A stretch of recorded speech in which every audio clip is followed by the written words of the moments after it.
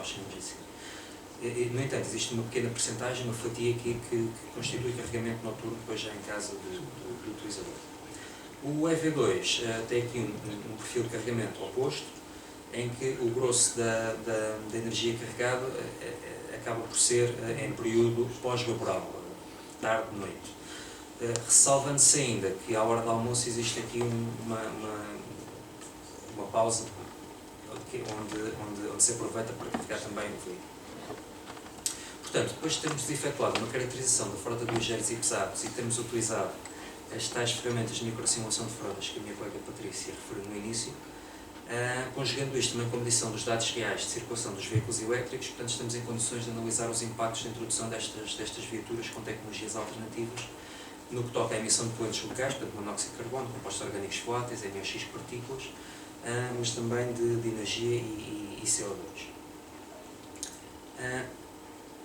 Começando pelos veículos ligeiros, a comparação dos dois períodos, e aqui saliento que estamos a falar de unidades globais, portanto estamos a falar de quilogramas neste caso, portanto,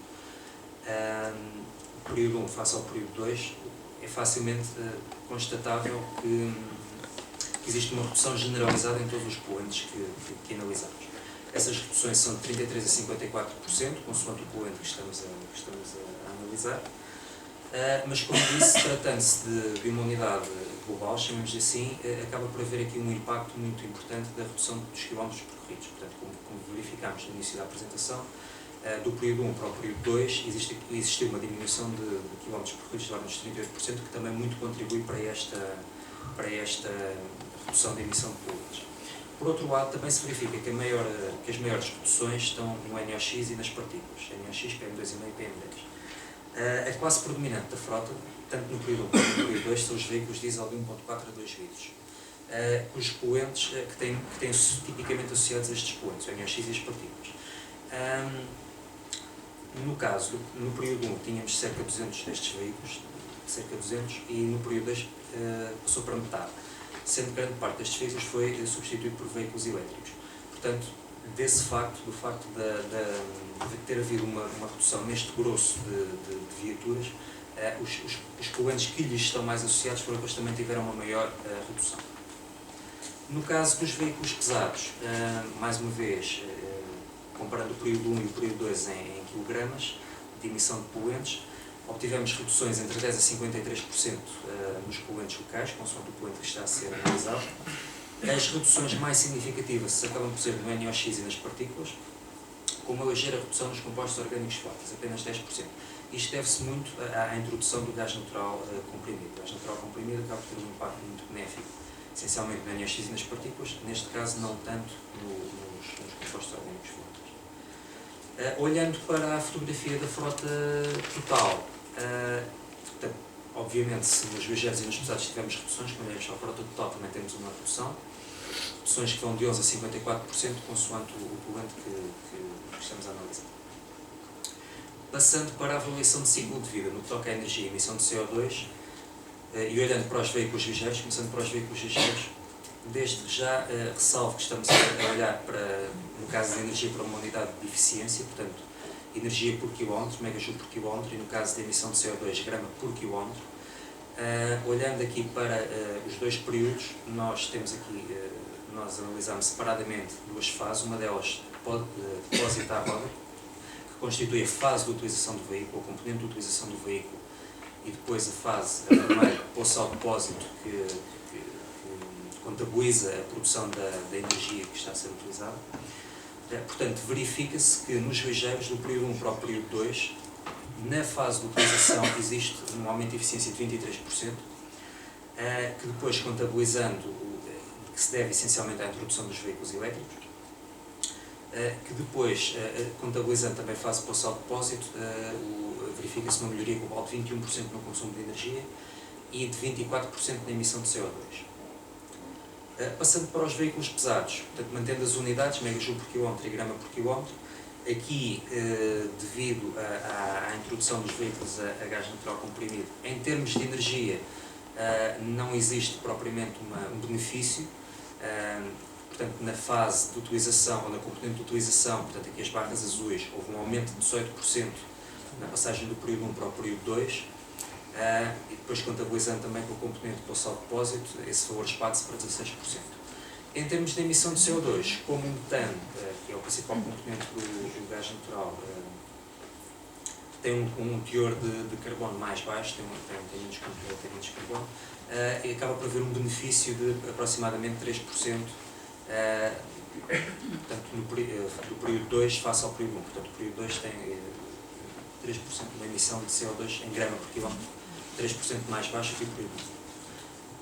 Olhando para a frota total, e agora aqui voltamos a olhar para unidades mais absolutas, portanto energia total e toneladas de CO2 emitido, verifica-se que em termos de energia do período 1 para o período 2 existe um aumento de 12% no consumo de energia, mas uma redução de 6% na emissão de CO2. Portanto, acaba por haver aqui um impacto efetivo da introdução de tecnologias alternativas na substituição da frota convencional. Portanto, acaba por haver aqui efetivamente algumas diferenças. Passando para a parte de discussão e conclusões, relativamente aos veículos elétricos, os impactos da adoção destas tecnologias alternativas. No caso dos veículos elétricos, o aumento de eficiência de aproximadamente 77%, existe um aumento de eficiência de aproximadamente 77%, portanto, estamos a falar de 2,6 MJ por quilómetro, típico das viaturas convencionais, a gasolina e a gasóleo, para 0,6 MJ por quilómetro. Portanto, isto é muito, muito significativo. Aliás, para ter um número mais palpável, a introdução de 57 veículos no período 2 contribui apenas com 9% da energia total consumida nesse período. E em termos de emissões, os veículos elétricos contribuem apenas com 6% da emissão total de CO2. No que toca aos veículos a gás natural, em termos de operação, como já vimos, existe aqui um agravamento na eficiência. Portanto, os veículos a gás natural comprimido consomem ou necessitam de 27 MJ por quilómetro face a 20 MJ por quilómetro num diesel comparável. Isto acaba por se refletir num aumento global do consumo de energia, mas numa ligeira redução da emissão de CO2. Relativamente ainda nos impactos da relação das tecnologias alternativas, mas passando para os poluentes locais, peço desculpa, olhando para os ligeiros e pesados, verifica-se que as maiores reduções são nas partículas, PM10, PM2,5 e também no NOx. Portanto, a maior parte, estes impactos acabam por ter um benefício muito importante na saúde. Portanto, quando estamos a olhar para as populações urbanas, estes poluentes são bastante prejudiciais. Por exemplo, as partículas, dependendo do seu tamanho, tanto podem ficar nas fossas nasais como chegar à corrente sanguínea, e as que chegam à corrente sanguínea normalmente trazem outros compostos agarrados que são nefastos para a saúde. No caso do NOx, também, ao reduzir, também estamos a contribuir para a redução de alguns precursores do ozono deriva de causas humanas. Portanto, existe aqui um efeito que pode não ser diretamente quantificável na saúde, mas que realmente acaba por existir. Passando agora aqui para as vantagens e desvantagens da adoção das tecnologias alternativas. No caso dos veículos elétricos, uma das conclusões a que chegamos é que a autonomia nunca chegou a ser um problema. Portanto, dentro destes dois tipos de operação distintos, a atribuição pessoal e as tarefas diárias, digamos assim, portanto, os quilómetros percorridos durante o dia eram entre 40 a 70 km, portanto a autonomia do veículo chegou perfeitamente para as necessidades. No entanto, no caso do veículo, do EV2, do que faz várias tarefas durante o dia, implica gerir os carregamentos para que seja possível haver turnos. E, obviamente, cada vez que estamos a falar de veículos elétricos, estamos a falar de remover a poluição local e diminuir o ruído, portanto, obviamente com consequentes benefícios na exposição à poluição e impactos na saúde. Em termos de oportunidades futuras, o carregamento inteligente aparece sempre associado aos veículos elétricos e, por outro lado, como vimos que aqui a autonomia acabou por não ser propriamente uma questão, talvez faça sentido expandir os veículos elétricos a outros padrões de mobilidade, a outros tipos de utilização. No caso dos veículos pesados a gás natural, uma das suas principais vantagens é que esta tecnologia acaba por ter rotinas muito semelhantes às de um veículo diesel equivalente. Portanto, conduz-se como um veículo diesel abastece grosso modo como um veículo diesel. No caso dos resíduos sólidos urbanos, da recolha de resíduos sólidos urbanos, o gás natural comprimido ainda tem uma vantagem do veículo poder abastecer no local onde faz a entrega dos resíduos e, como já vimos, acaba por contribuir também para a redução da poluição local e, neste caso particular, estes motores também são mais silenciosos que os equivalentes diesel, portanto acaba por também ter aqui um benefício generalizado. Em termos de oportunidades futuras, a introdução de gás natural na frota acaba por contribuir para a diversificação da matriz energética e, como vimos aqui, a eficiência dos motores de gás natural ainda não é muito elevada, mas o desenvolvimento destes motores é algo que ainda tem um potencial de melhoria, portanto é expectável que aqueles 27 megajoule por quilómetro ainda baixem. Portanto, aqui depois temos as referências que utilizamos para efetuar este estudo. Pronto, e penso que estamos em condições de passar à próxima fase. Uma pontualidade.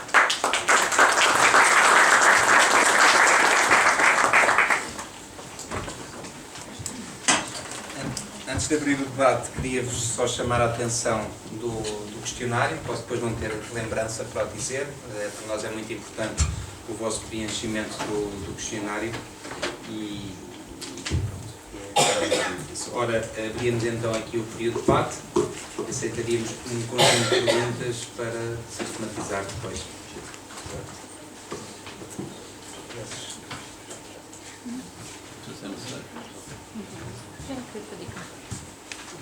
Bem, Reis Simões, formei-se no engenheiro mecânico e, enfim, dedico um bocado a minha vida à energia.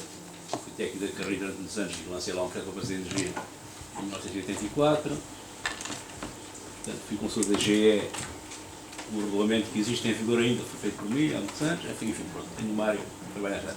E queria fazer a seguinte pergunta. Vamos ver. Eu penso que era óbvio que com gás natural o consumo iria aumentar bastante.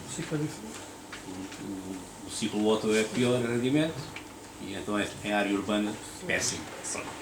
Portanto, tem essas vantagens ambientais. A minha pergunta são duas perguntas. Porquê que não usar a unidade tonelada de quilómetro nos carros de lixo? Agora sabem que isso é complicado. Complicado porque a Câmara deve ter dados, mas eu já fiz uma auditoria deste tipo no Algarve e havia dados sobre a calcular toneladas de quilómetro. Por outro lado, penso que valia a pena a referência, que é recente, não está no mercado, ao gás natural liquefeito. Não sei se temos, enfim, se as pessoas sabem que os primeiros autocarros em Portugal a gás natural foi o que introduziu na Carris, tal como o biodiesel também. Mas na altura falou-se na hipótese de termos gás natural liquefeito. Enfim, na altura era um bocado complicado, os carros que compraram eram só 20, portanto, era complicado fazer o investimento. Mas nesta altura começa a haver essa possibilidade e, pelo menos nos Estados Unidos, a Volvo já começa a produzir e a fabricar motores desse tipo. E, portanto, tem as vantagens ambientais que o gás natural dá e as vantagens do rendimento que o ciclo diesel dá. Portanto, penso que faria a pena haver uma referência a essa. Obrigado.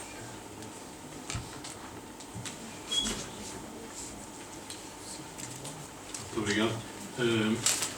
Projeto, estudo muito interessante, mas eu sou economista e, portanto, tenho outra visão. E a minha pergunta é: fizeram algum estudo sobre o aspecto do impacto financeiro e económico deste? Tem essa parte feita e não divulgaram? Talvez então. Eu posso responder.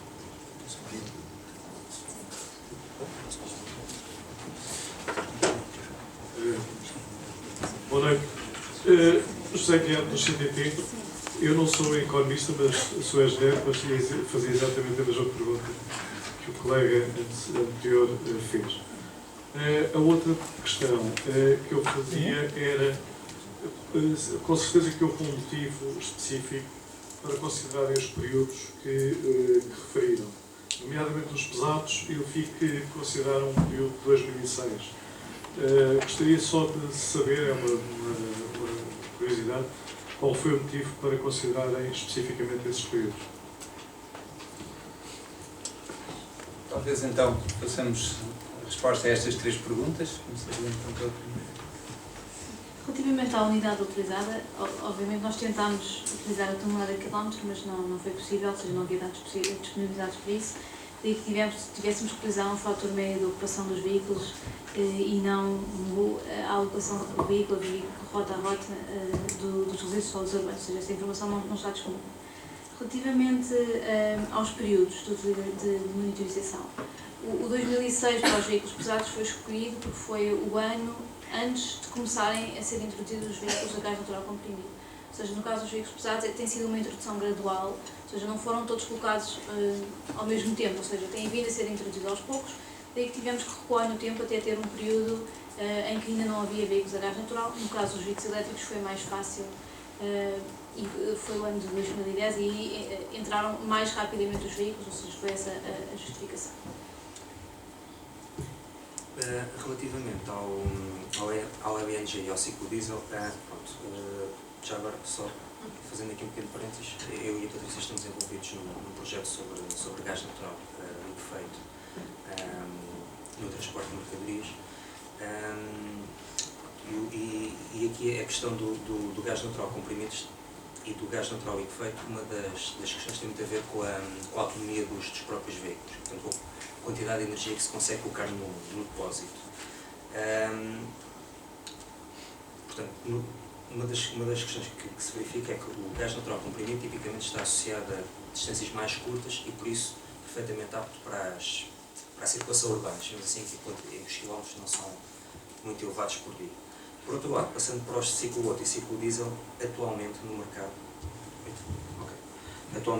só está ainda disponível basicamente uma viatura que funciona a ciclo Otto, quer seja com gás natural comprimido, quer seja com gás natural liquefeito. Atendendo a que no motor ele basicamente, quer seja liquefeito ou comprimido, ele entra em fase gasosa, portanto não existe grande diferença em termos de eficiência. Por outro lado, em breve irá entrar no mercado, pelo que sabemos, os tais veículos, os tais motores com ciclo diesel, com chama piloto, e que sim, que se espera, que é aquilo que falámos no final da apresentação, que se espera que realmente consigam fazer aqui ser comparáveis pelo menos ao diesel em termos de eficiência. E espero ter respondido mais ou menos às duas questões. Relativamente à análise económica, nós aqui focámos essencialmente na energia e nas questões de energia e ambiente, não fizemos essa análise económica, não fizemos mesmo. Pudesse complementar, nós estamos a seguir o tema económico com muita atenção, principalmente ao nível do carregamento. Já ao nível se o investimento compensa ou não compensa, aí no outro fórum, talvez mais ligado à Associação Portuguesa de Veículo Elétrico, que tem trabalhado bastante, em que a Lisboa Nova está representada, e tem havido bastante trabalho sobre isso, e recomendava-vos de consultar esse trabalho que foi desenvolvido, tendo em conta também a nova política da fiscalidade verde, que é com a inclusão, as conclusões principais são que, levando em conta a fiscalidade verde, o veículo elétrico é um veículo mais económico do que o veículo convencional. De qualquer forma, quando eu disse que estávamos a seguir com muita atenção, eu pedi-vos que mostrassem um dos últimos slides, o slide com as horas do carregamento elétrico. E de facto, este estudo que a Lisboa Nova encomendou ao IDMEC não contemplava o aspecto económico, o que não quer dizer que nós não nos preocupássemos com este slide. E este slide também foi um motivador para nós, num outro projeto, que é o projeto Bezos, que tem sido divulgado aqui neste ponto de encontro, não implementássemos já um sistema de carregamento inteligente, que foi, aliás, falado por vocês como uma recomendação. O carregamento inteligente neste sentido, este carregamento aqui a azul, cai exatamente no verão nas horas de ponta. As horas de ponta, em termos de custo, são 3 vezes superiores às horas de vazio, ou às horas cheias, ou a todas as outras horas. As horas de ponta são muito mais caras do que as outras horas. E associado ao seu preço tem outras variáveis, como também a variável ambiental na produção dessa eletricidade. O segundo período também a mesma coisa. Então este é o ano todo, porque todo o ano, ao final do dia, existe horas de ponta. No verão é que um ciclo semanal só tem horas de ponta na parte da manhã, das 10h15 ou das 9h15 ao meio-dia 15, julgo eu, mas o segundo seria apanhado. E estava-se mesmo aqui a ver que este carregamento muito provavelmente podia ser empurrado para a noite, com vantagens económicas e vantagens ambientais. Ora bem, o nosso sistema de carregamento que está neste momento a funcionar na CAV-2 do Campo Grande 25 e dentro desse projeto BESES, eu descrevo muito rapidamente, e que é o seguinte: exige a participação do condutor. O condutor, quando põe a carregar, ou antes punha a carregar e imediatamente o carro era carregado, agora ele tem de dar uma resposta, tem de identificar o carro, em primeiro lugar. O sistema está a monitorizar de 15 em 15 minutos todo o carregamento, e tem de dar uma resposta importante, que é preciso que o carro carregue de imediato, que era o normal, o antigo, ou seja, o sistema fica fora de funcionamento. Permito que se fuja às horas de ponta, o que já é um grande avanço, ou permito que o carro seja carregado quando bem se entender, quando for mais económico. Logicamente, nessa resposta, o carro é carregado neste período, e a questão de fugir às horas de ponta já irá apanhar as horas de cheia.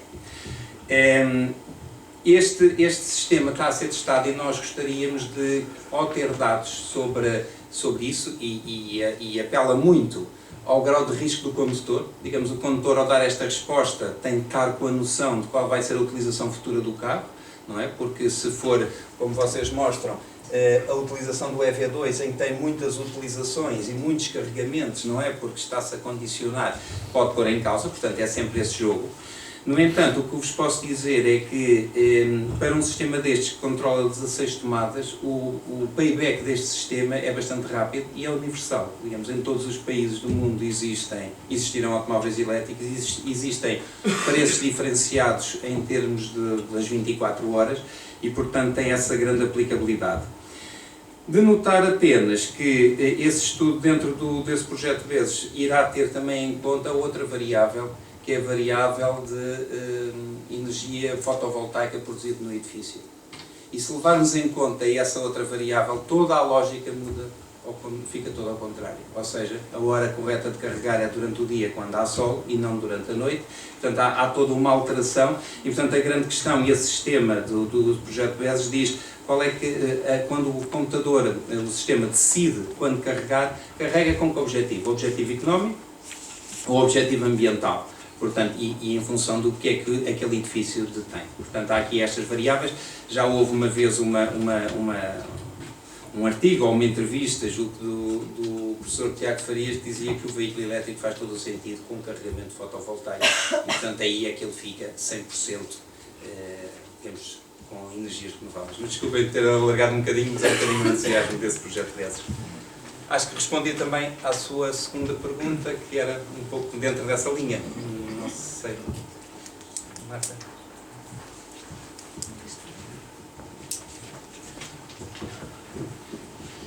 Quanto à questão económica, penso que há aqui dois passos. Um passo é que, apesar de ser mais caro, ou de consumir mais, vamos ver depois se é mais caro ou não, eu penso que entidades como as câmaras, como a Carris, ou outras entidades, principalmente a Carris andou muito depressa, andou muito devagar, comprou há pouco tempo mais 20 autocarros, ou 30, além dos 20 já tinha inicialmente, mas penso que há aqui uma questão de exemplo e de necessidade do país e das cidades avançarem neste meio e reduzirem a poluição. Em termos económicos, é óbvio que o veículo é mais caro, porque o depósito de gás natural para beber está lá a 200 baixos, portanto o depósito é pesado. Portanto, aumenta a tara, que é um dos problemas dos veículos de recolhimento de lixo, é que tem uma tara muito grande. Mas o gás é pior, porque para 10 toneladas de tara ou 11 levam 2 toneladas de passageiros. Portanto, no fundo, andamos a transportar ferro na cidade. Bom, portanto, o veículo é mais caro, o consumo é bastante mais elevado, embora o preço do gás natural seja muito mais baixo. Na altura, quando se pôs puseram nos autocarros de gás natural, o preço do gás natural estava indexado ao preço do petróleo. Até aumentava mais depressa do que o preço de acordo dessa forma. Penso que nesta altura já não existe essa ligação até porque há muito mais gás natural em muito mais sítios onde há petróleo, portanto isso não tinha sentido. A manutenção, admitia-se que era mais cara no motor de gás natural e, portanto, é deste balanço que se poderá fazer as contas de que se gasta ou não se gasta mais. Portanto, na altura não se conseguia perceber, porque ainda era cedo, e não se conhecia, digamos, os custos de manutenção ao longo de alguns anos, se realmente a operação em termos económicos era ou não equilibrada ou desequilibrada para cada lado. Mais questões? Eu tinha uma questão já agora. Também. Pedro Ribeiro da Silva da Galp Energia. Fiquei com uma dúvida relativamente ao balanço, no fundo, nos pesados. Falo só dos pesados. Aparentemente, claro que não compensa a utilização de gás natural. Ou não? Ou vocês têm alguma análise feita que faça uma análise comparativa de um veículo a gás natural versus um veículo a gás óleo?